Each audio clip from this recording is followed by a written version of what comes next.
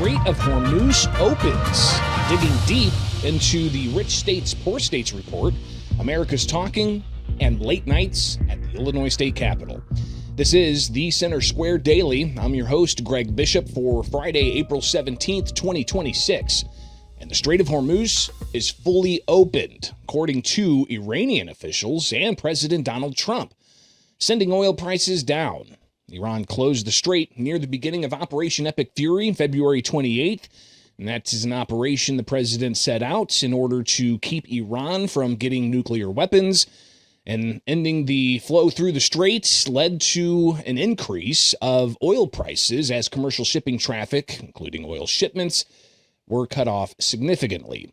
Now, the Center Square, Washington, D.C. Bureau Chief Sarah Roderick-Fitch reports the Islamic Republic of Iran announced the Straits is open, crediting a ceasefire agreement in Lebanon with Israel. In that statement, they said, in line with the ceasefire in Lebanon, the passage for all commercial vehicles through the Strait of Hormuz is declared completely open for the remaining period of the ceasefire on coordinated routes already announced by ports and maritime organizations in the Islamic Republic of Iran. But the bottom line in this conflict seems to come from where Department of War Secretary Pete Hegseth yesterday said Iran doesn't control anything.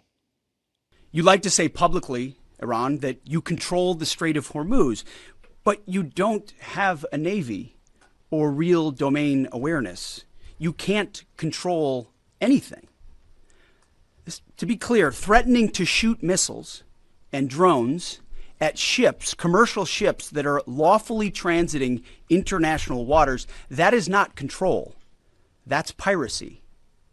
That's terrorism. Now, President Donald Trump confirmed the reopening of the waterway connecting the Persian Gulf and the Gulf of Oman with his own message posted to social media, saying that Iran has agreed to never close the Strait of Hormuz again. It will no longer be used as a weapon against the world. Now, after the announcement and the reopening Friday morning, crude oil dropped over 10% to just $81 a barrel. Oil has reached its peak at April 6th at $112 per barrel.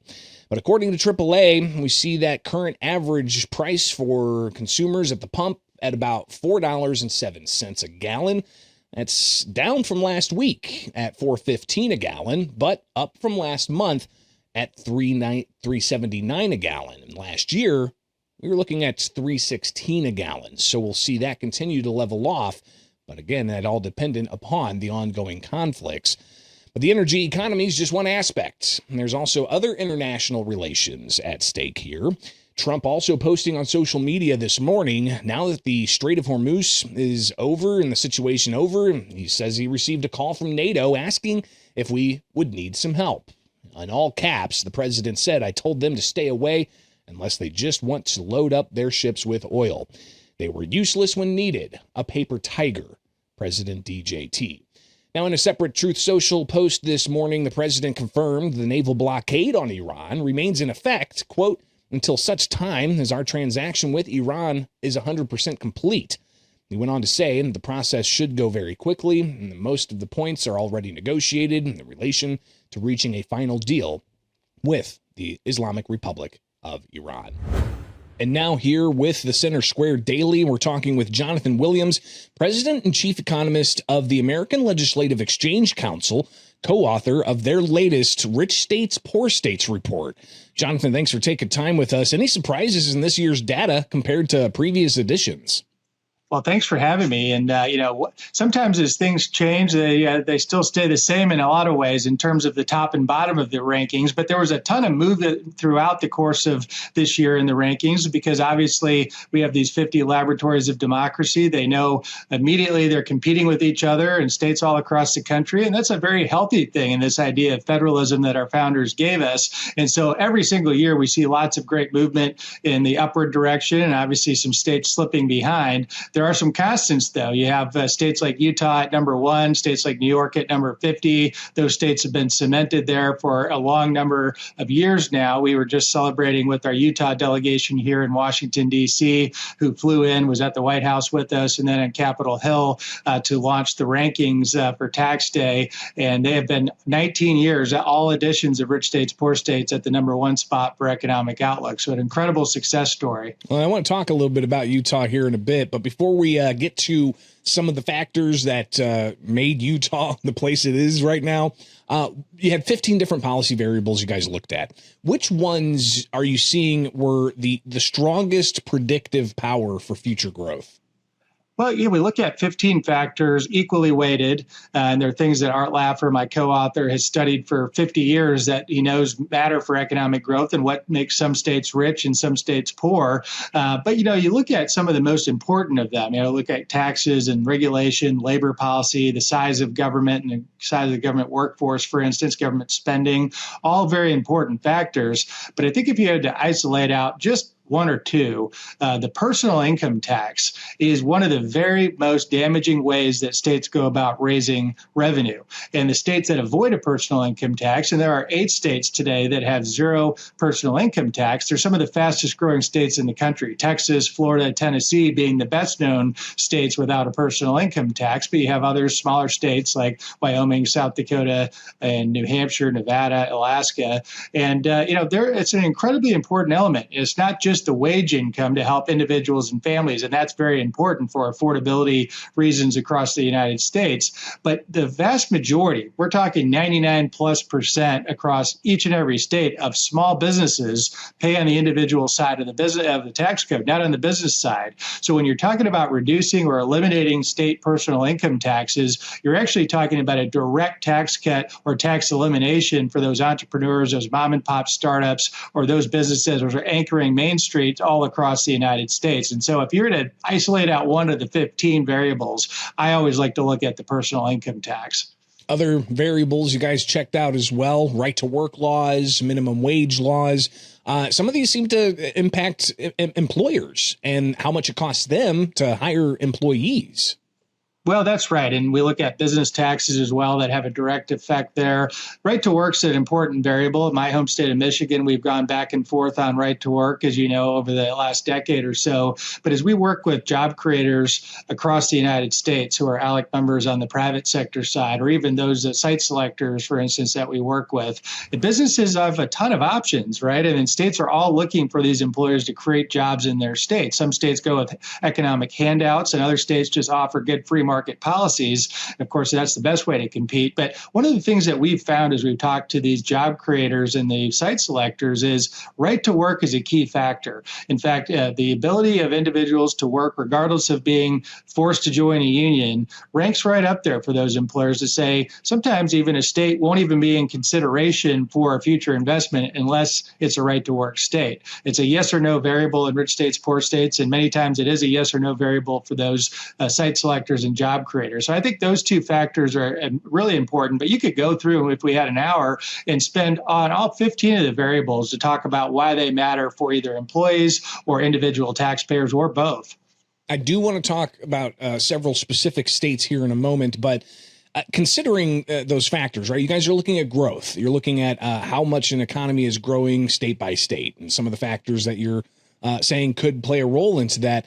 Are you seeing any give from some of those lower tiered states to recognize that they can actually generate more tax revenue, if it's a sales tax or whatever it may be, if they have more economic activity? Have you seen in your time with ALEC and these rich state, poor state reports that recognition? Yeah, you do. I mean, they have to, the deep blue states, the progressive states have to get over their progressive ideology, though, to be able to get there. They have to think practically to say, what will it take to grow our state outside of this framework of a Bernie Sanders or AOC style framework to say you always have to soak the rich? Well, guess what? Taxes don't redistribute income. They redistribute people. Americans vote with their feet, and it's not like states can build walls to keep their people in, right? They're going to leave. And every year we track this migration data from the IRS and from the Department of Census, and we see millions of Americans voting with their feet across state lines. And that's what makes it so difficult for the progressive ideology, is it becomes this vicious cycle of higher taxes drive out wealth creators and taxpayers. They take their revenue with them. It leaves a deficit. And then what do? They have to go back because of their progressive ideology and say, well, we got to raise taxes again. And that just starts the cycle all over. So the bottom 10 states are in a lot of ways stuck in mired in their clay in the bottom 10. But you do see some breakout opportunities. For instance, I'll give you one, which is in Colorado, a state that was reliably red and conservative for many years, has drifted to the progressive side in recent years. But you have a Democrat governor today, in the case of Jared Polis, their former member of Congress, who's pretty liberal on other issues in some ways. But he has said he wants to eliminate the personal income tax in Colorado for economic growth reasons and economic development. He understands they're competing directly with so many competitive states in the Mountain West that for practical reasons, back to this divide between practicality and ideology from the kind of the left-leaning states, you see some really great gold nuggets there when it comes to statements from Governor Polis. Jonathan Williams, president and chief economist at ALEC, also co-author of the Rich States, Poor States report. Let's go ahead and talk about some of these other states. Utah, as you mentioned, holding that number one slot for economic outlook for how many years now? What's behind that? All 19 years, right? It's what a success story. And we were with, like I said, the Senate President and Speaker of the House, their congressional delegation this week. So many great things behind it. And if we had an hour, I could unpack it all. But in the Cliff Notes version, they've done property tax reform. That's been a number one challenge in every state I've been to in the last couple of years, is rising property taxes. You know it well in Illinois. We see it all across the country, though. Utah's really helped get ahead of that to bring transparency and accountability with their truth in taxation law. They've also solved an issue that's vexed Illinois and other blue states, and that is these unfunded pension liabilities that threaten bond ratings and drive up taxes across the board. They've transitioned their new hires into more of a 401k style retirement for government workers. And another thing that Utah's done is they became a flat tax state in the first edition of Rich States, Poor States. And now we've seen really a flat tax revolution sweep America coming, especially out of the pandemic, of states realizing they needed to compete as people had more freedom and where they could work anywhere in the country for jobs these days with the remote workforce. Utah was a real pioneer when it comes to things like that. So many good things to say about Utah, and that's exactly why they stay at number one. The other thing I should mention is just the leadership of Utah. They're not consistent to stay where they're at, even if they have been number one for a decade plus. They're always looking behind their shoulder to say, who are the states catching us and what can we do to stay one step ahead? And at the end of the day, that's what it takes to be number one for 19 years. Well, as you said, I mean, the United States is set up with 50 mini democracies, labs of what works and what doesn't. And reports like this really help elucidate what is those key factors. Now, Florida, another state, jumping in your most recent report for outlook, going 10 spots. What's driving that momentum? Well, Florida's been a long time a powerhouse state. They've had some struggles in recent years with property tax burdens, with insurance costs, especially around hurricane and property and casualty insurance. But they've begun to take some important steps, and they've done tort reform, for instance, to start to get the cost down for insurance. And they're addressing property taxes. I know Governor DeSantis and Speaker Perez and others have been working on looking at solutions for property taxes. And so Florida being the underlying fundamentals, of course, are just phenomenal for Florida. No income tax, right to work state. They get so many of the big picture things right that they've been a massive in-migration state. It's a great success story to say, hey, without an income tax, they've been able to keep spending limited relative to other large states. And that formula has worked so well for so many people where, people are going to Florida in droves and they continue to move there coming out of the pandemic, because not just the weather, the climate when it comes to the weather, the climate when it comes to the economy, businesses, and individual taxpayers.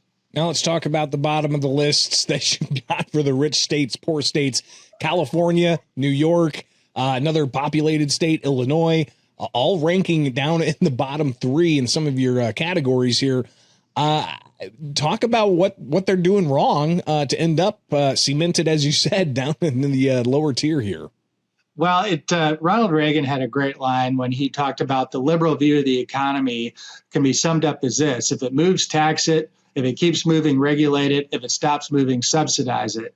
And if you think about the philosophy of the states that have been in the bottom for so many years, that's really what it is every time there's a budget problem, they go back to entrepreneurs and individuals and ask for more of tax money. They regulate and they make it very difficult to start a new business or to operate a business in many cases. And then the way they compete, instead of through a free market competition of lower rates for everybody in a competitive environment, they compete by giving special handouts to their favorites. We could call it cronyism. You can call it a lot of different things. A lot of people sitting in jails and prisons in places like Illinois, New Jersey, and New York because of the corruption as well. But that is the way a lot of these states at the bottom compete. They have high tax rates on everybody, and they play winners and losers when it comes to government policy. Exactly the wrong thing to do. And don't take my word for it. Don't take Alec's word for it.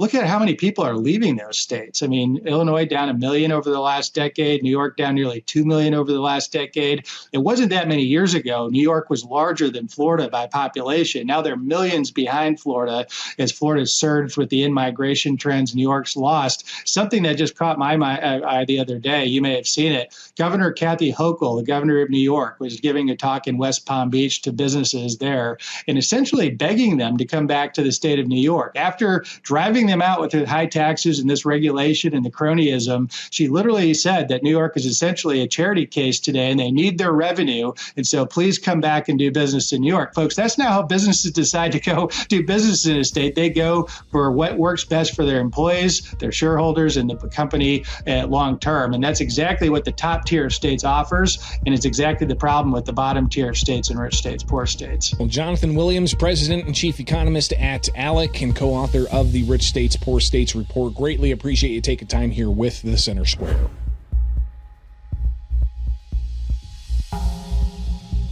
Now it's time for America's Talking, with headlines from across the country you can find in your inbox with the Center Square newsletter.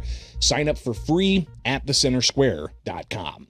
A New Jersey special education teacher alleges her union retaliated against her after she raised concerns about workload and prep time in her contract. The Center Square's Esther Wickham reports Angela Arancio, a teacher of Middlesex Public School District and an 11-year member of the Middlesex Education Association, said union leadership failed to address issues she raised about adequate class preparation time and teacher workload in a collective bargaining agreement. According to Arancio, the union took no action after she voiced concerns about the agreement between the union and the district. Arancio alleges that the June 2025 union retaliating against the crisis action team and dissolving that team, where she had been serving as a member. Union leadership said the group's platform was being used inappropriately to solicit support for criticism of that contract. Meanwhile, Tennessee's $58 billion budget for fiscal year 2027 includes an increase in starting teacher pay to $50,000 and $112 million for 35,000 school choice scholarships. Now, the Center Square Associate Editor Kim Jarrett reports that budget includes $30 billion in state general funds and dedicated state appropriations, with $19 billion from federal funding. And we've also got the rest of the budgets. It's from fees, tuitions, and bonds.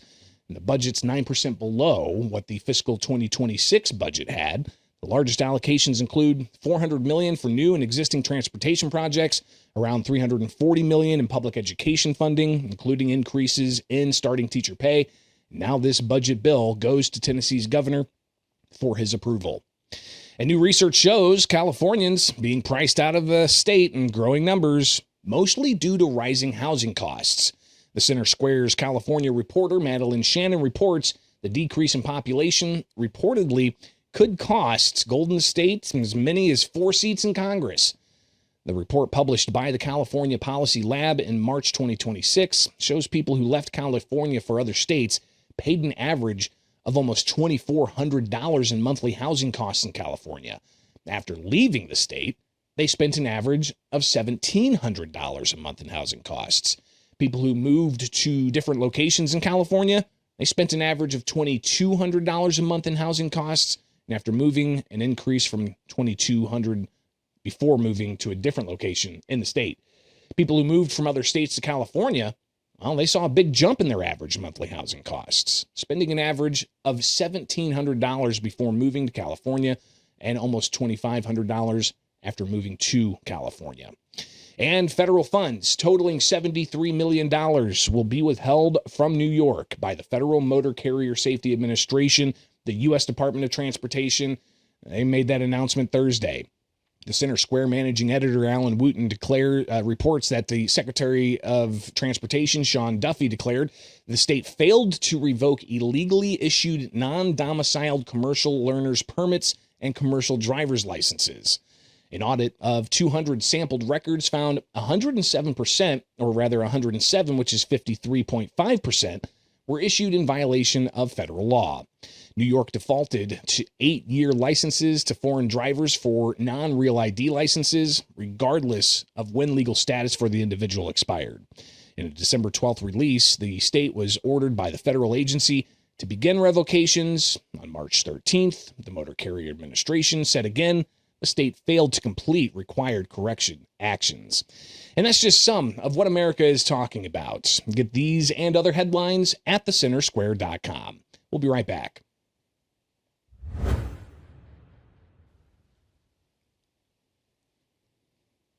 Welcome back to the Center Square Daily. I'm your host, Greg Bishop. Now let's put Illinois in focus, where it was another late night at the state capitol in Springfield as the Illinois House didn't wrap up floor action until after 10 p.m.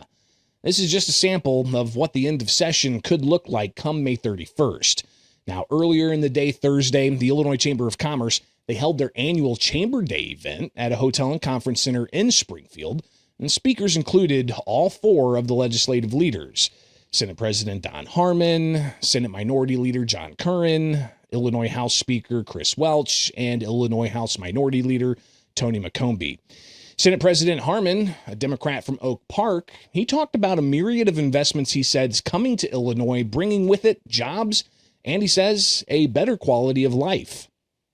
They chose Illinois because in a world full of uncertainty, stability matters. Now, my job is to keep that going, and the biggest challenge we face right now is one we don't control: Washington. We're dealing with a level of federal uncertainty that makes responsible budgeting much harder than it should be. I'll put it this way. I wake up almost every morning wondering if a rage tweet out of the White House is going to blow $1 billion hole in our budget. It would be funny if it weren't true. One estimate puts the total impact of threatened and enacted cuts targeting Illinois at more than $61 billion over the next decade. Now, Democrats have all of the statewide constitutional offices in Illinois and supermajorities in both the House and Senate, but Illinois continues to be on lists with the highest property taxes in the country, the highest outbound migration after Florida, rather after California and New York and other states. But House Minority Leader Tony McCombie, she said that things are not as rosy as Democrats want to paint them out to be. She highlighted the poor economic conditions leading to that outbound migration and the challenges left for those left behind. Too many businesses are facing uncertainty in taxes, regulation, and workforce availability. And uncertainty is a deal breaker, and it's a fast track to watching investment head somewhere else. Investment head to another state. We can and we must do better. Unfortunately, we're under an environment right now where people don't want to work. And my colleagues on the other side of the aisle have shown us that with recent bills, which we kind of think might be ridiculous, but they really, quite honestly, should scare the hell out of you. Temperature regulation. It's too hot, it's too cold, no need to work. A 4-day work week, that's 32 hours. You might be hired for a job that requires you to stand, but we want to give you the right to sit. Now, later in the day, actually at 10 o'clock at night, the Illinois House was drumming right along, passing House bills out of the chamber to the Illinois Senate. Bills included things like a cell phone ban at schools and things impacting municipalities and drivers and taxpayers. One measure that was raised just before adjournment is a proposed prescription drug affordability board, and that would be meant to review and cap medication costs. Now, the board would be authorized to set up underpayment limits, and that would be for certain drugs. And the aim would be to reduce costs for consumers. Now, State Representative Nabila Sayed filed the bill in the House, and she brought it up late last night on the House floor. I cannot say this enough. When I am knocking on doors in my community, I am hearing heartbreaking stories about people rationing their medication, making life-threatening decisions about their health because they can't afford their prescription drug. I believe we have a mandate in this body to try to do whatever we can to help them. I believe that sincerely, and I ask for an aye vote. Now, after the bill was brought up on the House floor, Republicans requested a vote verification. That's allowed in rules and requires everyone who votes to be at their seat, and then they would go through a roll call to see who is actually in their seat, not having a staffer vote their switch, which, believe it or not, happens a lot. Now, during debate, a medical doctor who's also a state legislator, Republican State Representative Bill Howder, he stood in opposition to this measure from Syed. My problems is the pilot is a sham. This is a late amendment, and now we hear about a pilot study to make people think that this is going to end after 5 years. This is never going to end. It will never end, and the outcomes are political. They're not outcomes related to metrics or to success. If the General Assembly wants to keep this going, and I guarantee you the General Assembly will never sunset a program like this. This is socialism. This is socialism for the drug market in this state. It will never work. I guarantee you it will never work. This is central control. This is the experts being smarter than the markets. Please vote no.